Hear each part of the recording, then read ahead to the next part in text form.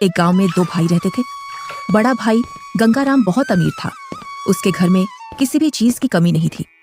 वही छोटा भाई सेवकराम बहुत ही भोला और नेक दिल इंसान था। उसके परिवार में उसकी पत्नी और एक बच्चा था। वह इतना गरीब था कि वह मिट्टी के मकान में रहता था। गंगाराम की पत्नी के 3 पुत्रियों के बाद पुत्र हुआ था, तो गंगाराम ने एक बड़ा प्रोग्राम रखा जिसमें उसने गांव के और बाहर के बड़े बड़े अमीर लोगों को बुलाया था।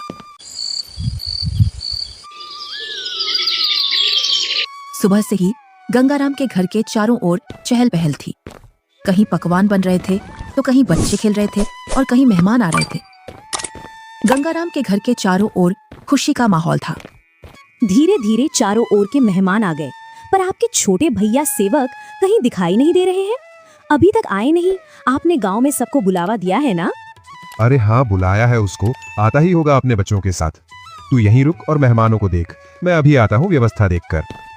इतना कहकर गंगाराम घर से बाहर चला जाता है और गुनगुनाता है, मैं उसको अपने प्रोग्राम में क्यों बुलाऊं? वो कहाँ और मैं कहाँ? मेरे यहाँ एक से बढ़कर एक अमीर मेहमान आ रहे हैं। अगर किसी को पता चल गया कि मेरा भाई इतना गरीब है तो मेरी नाक कट जाएगी। कुछ गांव के लोग सेवकराम के घर के आगे से गंगाराम के प्रोग्राम में जा रहे थे और सेवकराम अपने घर से खेतों पर जाने की तैयारी कर रहा था। जैसे ही वह घर से बाहर निकलता है तो उसको कुछ गांव वाले मिल जाते हैं। अरे सेवकराम, तू अपने भाई के घर नहीं गया? तेरी भाभी के बहुत दिनों बाद लड़का हुआ है। इसी उपलक्ष्य में तेरे भाई ने बहुत बड़ा प्रोग्राम रखा है। तू तो चाचा बन गया है और तू यहाँ, जबकि तुझे तो अपने भाई के घर सबसे पहले पहुँचना था। सेवकराम ये सुनकर दंग रह जाता है। इस बारे में उसे कुछ भी पता नहीं था, पर वह गांव वालों के सामने ऐसे बोलता है जैसे उससे पहले से सब पता है। अरे हाँ भाई, मुझे भी जाना है। बस थोड़ा सा खेतों पर काम बचा है, उसको मैं पूरा करके आता हूँ। जल्दी काम पूरा करके आ भाई। सुना है भाई गंगाराम ने बहुत ही स्वादिष्ट पकवान बनवाए हैं और उसने खाने पर पूरे गांव को बुलाया है। हाँ, ये तो बड़ी ही अच्छी बात है। तुम लोग चलो, मैं आता हूँ। जैसे ही गांव वाले वहां से निकल जाते हैं तो सेवकराम का मुंह उतर जाता है। ये तो बहुत खुशी की बात है, पर इसके बारे में तो मुझे कुछ पता ही नहीं है। चलो, मेरे बड़े भाई के घर पुत्र रत्न तो आया और मैं फिर से चाचा बन गया, पर मुझे इस बारे में कुछ बताया भी नहीं। शायद कामकाज ज्यादा है, इसी वजह से मुझे बताना भूल गया होगा, वरना ऐसा हो नहीं सकता कि मेरा भाई मुझे न बुलाए। अरे भाग्यवान, तुमने सुना? तुम्हारी जेठानी के लड़का हुआ है। कुछ गांव वाले इधर से गुजर कर जा रहे थे। क्यों ना अपन भी चलें बड़े भाई के यहाँ? सुना है बहुत ही अच्छे अच्छे पकवान बने हैं वहाँ पर। अरे, ये तो बड़ी खुशी की बात है। आप फिर से चाचा बन गए और मैं चाची, परंतु उन्होंने हमें बुलाया नहीं। बिना बुलाए हम कैसे जा सकते हैं उनके प्रोग्राम में? बिना बुलाए वहाँ जाना सही नहीं होगा। अगर गांव में इस बात का पता चल गया कि हम बिन बुलाए उनके प्रोग्राम में आए हैं तो लोग क्या कहेंगे? बड़े भैया इतना बड़ा प्रोग्राम कर रहे हैं और इतने बड़े प्रोग्राम में पूरे काम की जिम्मेदारी भी उन्हीं पर है। तुम्हें पता है ना उनके पास कितना कामकाज होगा। इसी कामकाज की वजह से हमसे बोलना भूल गए होंगे और प्रोग्राम वाला आदमी तो कुछ ना कुछ तो भूल ही जाता है। आप लोग चलो ना, मैं अपने ताऊ का घर और अपने छोटे भाई को देख आऊंगा। कैसे चलें बेटा? मन तो मेरा भी बहुत कर रहा है जाने को, पर उन्होंने हमें प्रोग्राम का निमंत्रण भी नहीं दिया और ना ही हमसे बोला। उन्होंने फिर किस मुंह से उनके प्रोग्राम में जाएं? क्या हम अपने छोटे भाई से मिलने नहीं जाएंगे पापा? क्यों नहीं, हम जरूर चलेंगे आपके छोटे भाई से मिलने के लिए। क्यों आप छोटे बच्चे को झूठी तसल्ली दे रहे हो? तुम्हें पता है ना, तुम्हारे बड़े भाई हमें उनके बराबर नहीं समझते हैं, तभी तो उन्होंने हमें प्रोग्राम में नहीं बुलाया है। तुम तो सदा गड़े मुर्दे उखाड़ती हो। ऐसा नहीं है, वो हमको चाहते हैं, वो तो कामकाज की वजह से बुलाना भूल गए हैं। तुम्हें लग रहा है कि भैया तुम्हें बुलाना भूल गए हैं तो तुम जाओ। बिन बुलाए मैं नहीं जाने वाली कहीं। मैं तो खूब खुश हूँ अपने घर में। आपको जाना है तो जाओ। ठीक है, मैं और मुन्ना चले जाते हैं। तुम्हें नहीं जाना तो मत चलो। आप जा रहे हो तो जाओ, पर उधर से जल्दी लौट कर आना। सेवकराम और उसका बच्चा प्रोग्राम में जाने के लिए तैयार हो जाते हैं। अब तुम प्रोग्राम में जा रहे हो तो बच्चे को देने के लिए कुछ तो ले जाना पड़ेगा। हाँ, बहुत देर से मैं भी यही सोच रहा था, बच्चे के लिए क्या ले जाऊं, और बाजार से ले जाने के लिए मेरे पास पैसे भी नहीं हैं। आप तो ये लकड़ी का झूला ले जाओ जो तुमने मुन्ना के लिए बनाया था। अब मुन्ना के कुछ काम का नहीं है। हाँ, यही ले जाता हूँ, इसमें बच्चा खूब आराम से सोएगा। सेवकराम उस झूले को उठाकर चल देता है और उसके साथ में उसका लड़का भी चल देता है। थोड़ी देर बाद दोनों प्रोग्राम में पहुंच जाते हैं। यहाँ तो खूब अमीर मेहमान आए हैं और बच्चे को देने के लिए शानदार और महंगी महंगी वस्तुएं लाए हैं।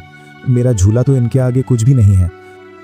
सेवक राम मेहमानों पर महंगी महंगी वस्तुएं देखकर अपने झूले की ओर देखता है और मन ही मन में सोचता है, मैं क्यों इस झूले को यहाँ लाया? यहाँ तो एक से बढ़कर एक वस्तुएं हैं बच्चे के लिए। मैं भी क्या सोच रहा हूँ, भला हाथ की बनी चीज और बाजार की चीजों में अंतर होता है। बड़े भैया जरूर मेरे झूले को पसंद करेंगे, क्योंकि मेरा झूला सबसे मजबूत है, क्योंकि इसे मैंने अपने हाथों से बनाया है। और सेवक राम निसंकोच होकर मेहमानों के बीच में घूमने लगता है। वह देखता है कि उसके बड़े भैया और भाभी मेहमानों का स्वागत कर रहे थे। तभी गंगाराम की पत्नी की निगाह सेवक राम पर जाती है। तब वह गंगाराम से बोलती है, अरे भैया और मुन्ना तो आ गए, पर देवरानी नहीं दिख रही है। कहाँ आ गए? मुझे तो कहीं दिखाई नहीं दे रहे। वो रहे मेहमानों के बीच में। इधर सेवक राम के पास कुछ मेहमान आ जाते हैं।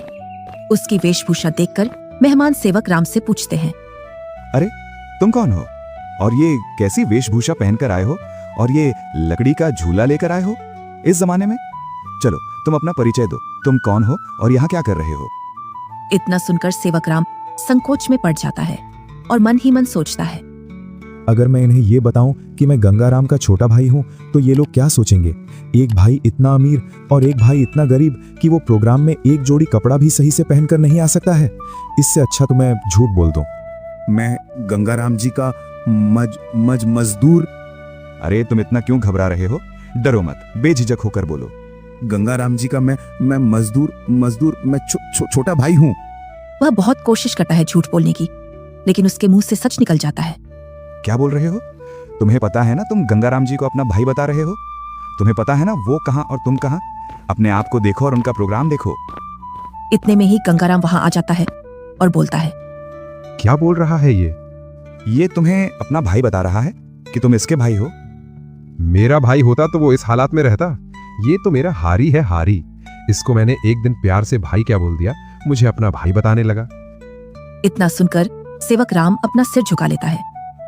आप प्रोग्राम का आनंद लीजिए। चलो मैं और मेहमानों से मिलता हूँ। जी आप मिलिए, हम भी और परिचितों से मिल लेते हैं।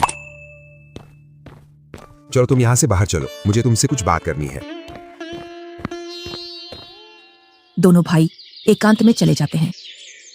जब तुम्हें पता है मेरे यहाँ एक से बढ़कर एक मेहमान आए हैं, फिर भी तू प्रोग्राम में घुस आया मेरी नाक कटवाने के लिए। और ये क्या लेकर आया है मेरे लड़के के लिए? लकड़ी का झूला। इस झूले में सोएगा मेरा लड़का। मेरा लड़का तो मखमल के झूले में सोएगा। किसमें? मखमल के झूले में। जा यहाँ से, मुझे दिख मत जाना अब इस प्रोग्राम में। अगर कुछ खाना बचेगा तो मैं सुबह भिजवा दूंगा तेरे घर पर। और हाँ, साथ में अपने लड़के को भी ले जाना यहाँ से। मुन्ना की माँ ठीक बोल रही थी कि बिन बुलाए वहां मत जाओ। मेरी ही गलती है जो मैं बिन बुलाए यहाँ आ गया। सेवक राम अपने बच्चे को लेकर अपने घर की ओर चल देता है, बड़े ही उदास मन से। इतने में ही बच्चा बोलता है, पापा, हम छोटे भैया से भी तो नहीं मिले और आप इतनी जल्दी घर चल रहे हो? सेवक राम थोड़ी हिम्मत करके अपने लड़के से बोलता है, बेटा हम शाम को आएंगे। खेतों पर कुछ काम बाकी रह गया था, वो मुझे याद आ गया है। उसे करके मैं आ जाऊंगा। उसके बाद चलेंगे हम तेरे छोटे भाई से मिलने के लिए। दोनों घर पहुंच जाते हैं। मुन्ना घर से बाहर बच्चों के साथ खेलने के लिए चला जाता है। इधर सेवक राम अपनी पत्नी को पूरी घटना सुना देता है और उसकी आंखों से आंसू छलक जाते हैं। पता नहीं ईश्वर की कैसी लीला है, आज भाई ने भाई को पहचानने से मना कर दिया। आप रोइए मत, ईश्वर एक दिन सब ठीक कर देगा। ईश्वर को भाइयों के बीच में इतना फासला भी नहीं रखना चाहिए कि वे एक दूसरे से ही दूर हो जाएं। आप इतना दुख मत मनाइए, सब ठीक हो जाएगा। आप बस ईश्वर पर विश्वास रखिए। तीनों सो जाते हैं।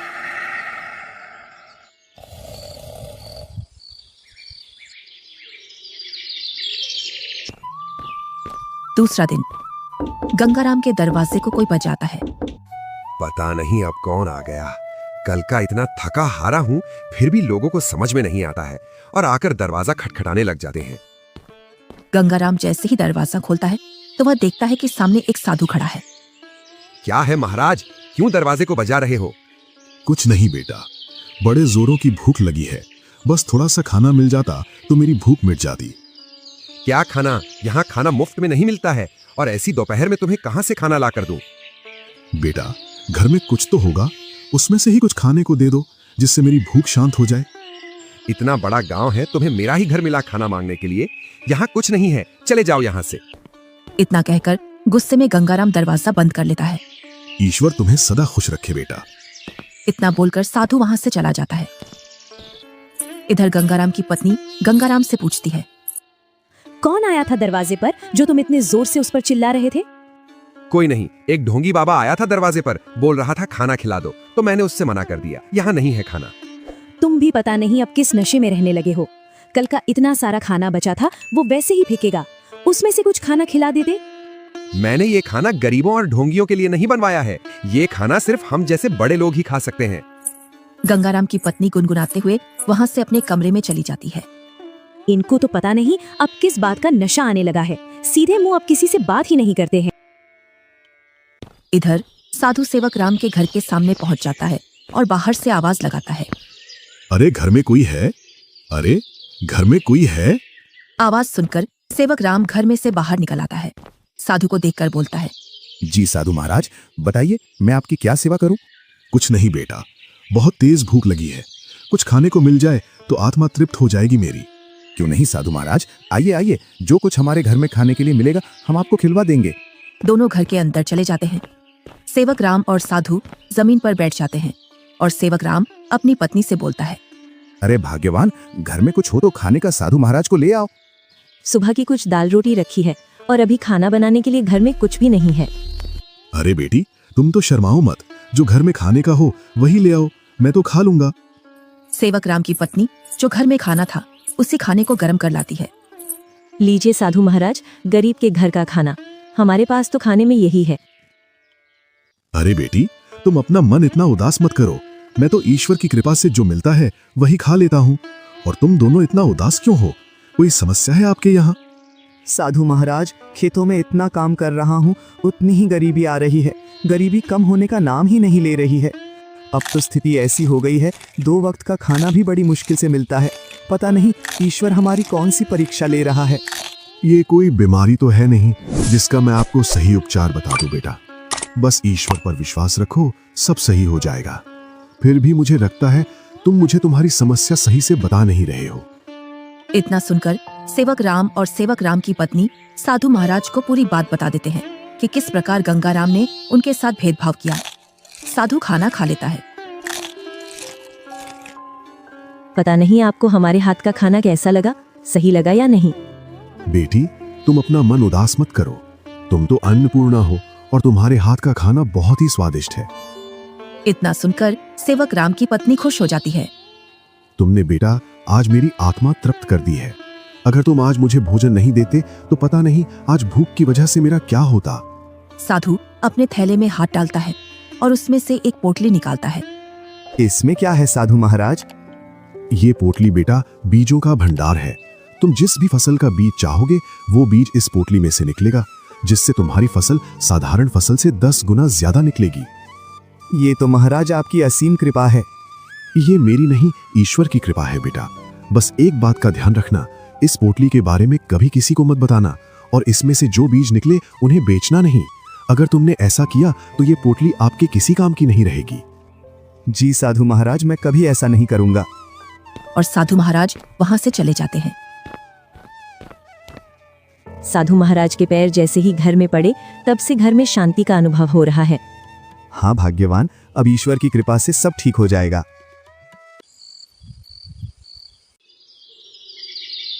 जैसे ही सेवक राम ने अपने खेतों में उन बीजों की बुआई की तो चारों ओर सेवक राम की फसल के ही चर्चे थे।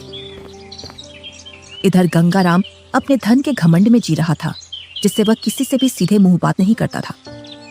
इधर सेवक राम की संपत्ति बढ़ रही थी और गंगाराम की घट रही थी। और इसी के साथ गंगाराम के सेवक राम ने गांव में गंगाराम से भी बड़ा मकान बना लिया था और सेवक राम अब अपने घर में खूब खुशी खुशी रह रहा था। पर एक दिन, मालिक, अब मैं आपके यहाँ काम नहीं करूंगा। अब मुझे दूसरे गांव में आपसे ज्यादा जमीन मिल रही है और इससे भी अच्छी उपजाऊ। क्या बोल रहे हो हरिया तुम?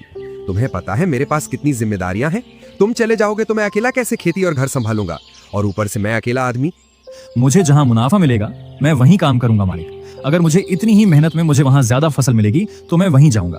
अरे हरिया, मैं भी तो तुम्हें खूब मुनाफा करवाता हूँ, बस तुम इस साल और रुक जाओ, मैं जब तक दूसरा हारी देख लूंगा। मालिक, 2 सालों से तुम मुझे बेवकूफ बना रहे हो। न तो तुम अनाज ज्यादा देते हो और न ही तुम दूसरा हरी रखते हो। मैं तो चला, तुम जानो और तुम्हारी खेती। अरे नहीं, ये तो चला गया। अब मैं क्या करूंगा? कई सालों से मैंने खेतों में काम भी नहीं किया है, जिससे अब मुझसे खेतों में काम भी नहीं होगा। क्यों ना मैं सेवक राम के यहाँ जाऊं। अब तक तो उसने उसकी सारी जमीन बेच दी होगी, क्योंकि हालात तो वैसे भी खराब चल रहे थे उसके। वो जरूर मेरे खेतों पर काम कर लेगा। गंगाराम सेवकराम से मिलने के लिए चल देता है। जैसे ही वह उसके घर के सामने पहुंचता है तो वह सेवकराम के घर को ढूंढने के लिए उस मोहल्ले में चारों ओर घूम जाता है। इधर ही थी उसकी झोपड़ी, पता नहीं किधर गई। बहुत देर से ढूंढ रहा हूं, मिल नहीं रही है। तभी वहां से एक गांव का व्यक्ति गुजर कर जा रहा था तो गंगाराम उस व्यक्ति से पूछता है, अरे भैया, सेवक राम की झोपड़ी थी यहाँ, वो कहाँ है? कितने दिनों बाद आ रहे हो भैया इधर? शादी के बाद अब आया हूँ इधर। इसीलिए तो तुम्हें वो झोपड़ी नहीं मिल रही है। अरे भैया, तुम जो सामने मकान देख रहे हो बहुमंजिला, यही घर है सेवक राम का। ये कैसे हो सकता है? 2 साल पहले तो ये गरीब हुआ करता था। हाँ भैया, 2 साल पहले गांव में सबसे गरीब व्यक्ति यही था। पता नहीं भैया, इसने खेतों में कौन सा खाद डाला है जिससे इसकी पैदावार सबसे ज्यादा निकलती है। घर बताने के लिए बहुत बहुत धन्यवाद। और गंगाराम उस घर के अंदर चला जाता है। जैसे ही सेवकराम अपने बड़े भैया को घर के अंदर देखता है तो वह बहुत खुश होता है। अरे मुन्ना की माँ, वो देखो हमारे घर में कौन आया है। बड़े भैया, आओ भैया बैठो। अरे, तुमने इतना शानदार घर कैसे बनाया? तुमने तो पूरा ही नक्शा बदल दिया। बहुत ही शानदार घर बनाया है। कहीं तुमने चोरी चपाटी करके तो ये घर नहीं बनाया? नहीं भैया, मैंने कोई चोरी नहीं की है। ये तो मैंने अपनी मेहनत से बनाया है। ऐसी मेहनत तो तू पहले भी करता था, पर पहले तो तूने ऐसा मकान बनाया ही नहीं। भैया, आपसे क्या छुपाना, जब आपका प्रोग्राम था उसके एक दिन बाद हमारे घर पर एक साधु आया था। उसको हमने पेट भर खाना खिलाया था। आज उनके आशीर्वाद की वजह से ये सब है हमारे पास। इतना सुनकर गंगाराम का सिर घूम जाता है और उसकी आंखों तले सब सीन आ जाता है कि किस प्रकार उसने उस साधु को भगाया था। वो साधु तो सबसे पहले मेरे घर आया था। इसका मतलब ये सारा धन मेरा हुआ? क्या बोल रहे हो भैया? ये तो मैंने अपनी मेहनत से खड़ा किया है, ना कि जादू से। ये सब तुझे साधु के आने बाद ही मिला है ना? तो इस गांव में सबसे पहले साधु मेरे घर आया था। अगर मैं उसे खाना खिला देता तो ये सारी संपत्ति मेरी होती। इसका मतलब तूने मेरे अधिकार की संपत्ति छीनी है। ये तो मुझ पर गलत इल्जाम लगा रहे हो भैया। मैं उस साधु को ढूंढ कर लाता हूँ और साधु से तेरे सामने बुलवाता हूँ कि इस संपत्ति पर किसका हक है। और गुस्से में गंगाराम वहां से निकल जाता है। कई दिनों तक वह उस साधु को खोजता है। बड़ी मुश्किल से एक जंगल में तपस्या करते हुए वह साधु मिल जाता है। साधु महाराज प्रणाम। कौन हो बेटा जो तुम मेरी तपस्या में व्यवधान डाल रहे हो? मैं गंगाराम हूँ। आज से 2 वर्ष पूर्व तुम मेरे घर आए थे खाना खाने के लिए, जब तुम्हें जोरों की भूख लग रही थी। तुम तो वही हो ना जिसने खाना देने से मना कर दिया था। हाँ, पर उस संपत्ति पर पहला हक मेरा बनता है जो तुम मेरे भाई को देकर आए हो, क्योंकि तुम खाना मांगने सबसे पहले मेरे घर आए थे। कौन सी संपत्ति? मैंने तो उसे सिर्फ आशीर्वाद दिया था, क्योंकि उसने बड़े ही सम्मान के साथ खाना खिलाया था, और वो धन तो उसकी मेहनत और ईमानदारी का फल है। इतना सुनकर गंगाराम गुस्से में साधु से बोलता है, साधु, तुम मेरे साथ अन्याय कर रहे हो, क्योंकि उसकी संपत्ति पर पहला अधिकार मेरा है, क्योंकि तुम सबसे पहले मेरे द्वार पर आए थे। अगर तुम मुझे ये पहले ही बता देते कि मैं तुझे और भी अमीर बना दूंगा तो मैं तुम्हें उससे भी अच्छा भोजन कराता। उसने क्या खिलाया होगा आपको? सूखी रोटी? गंगाराम साधु से बहुत वाद विवाद करता है और गुस्से में साधु से बोलता है, जिससे साधु को क्रोध आ जाता है। बालक, तुमने मेरी सब्र की सीमा खत्म कर दी है। तुम मेरे श्राप से अब बच नहीं सकते हो। इतना सुनकर गंगाराम के होश उड़ जाते हैं। इतने में ही सेवक राम और गंगाराम की पत्नी आ जाती है। क्षमा कीजिए साधु महाराज, क्षमा कीजिए। अरे बेटी, तुम क्यों माफी मांग रही हो? मेरे पति थोड़े उग्र हैं, उनको पता नहीं है किससे कैसे बात करना है। इतना सुनकर गंगाराम भी माफी मांग लेता है। गंगाराम, अभी तक तुम्हारा जो घर चल रहा था वो तुम्हारी पत्नी के निर्मल भाव की वजह से चल रहा था। अब तुम अपने लालच को छोड़ दो और दोनों भाई साथ साथ रहो, क्योंकि तुम्हारा छोटा भाई बहुत ही ईमानदार है। जी साधु महाराज। तुम्हें कैसे पता चला मैं यहाँ हूँ? आप जिस दिन साधु महाराज की खोज में निकले उसी दिन भैया मेरे पास पहुँच गए थे और उन्होंने आपके बारे में मुझे सब बता दिया था। भाई हो तो तेरे जैसा, मेरे जैसा भाई किसी को भी नहीं मिले।